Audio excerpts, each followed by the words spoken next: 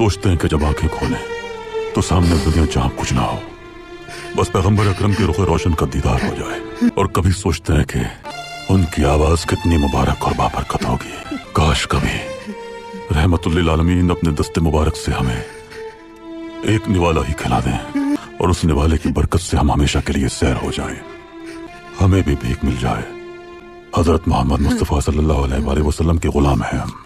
काश हम उनके दर की झाड़ू लगाने पर मामूर होते, लेकिन हम इस काबिल नहीं है बादशाह। बस इसीलिए रोज़े रसूल की सफाई के लिए झाड़ू हम अपने हाथों से बना रहे हैं, लेकिन हम उनके लायक नहीं बादशाह, और न ही हमारी मोहब्बत। आप नबियों के सरदार, दो आलम के सरकार हैं। गरीबों और बेसहारों का आप ही सहारा है। दीवाने इलाही में आपका मकाम अफजल तरीन है। आप हबीब किबरिया रहमतुल्लिल आलमीन हैं। आप अहमद व महमूद व मोहम्मद हैं। हक को जिसने बुलंद किया आप वो है मेरे हुजूर।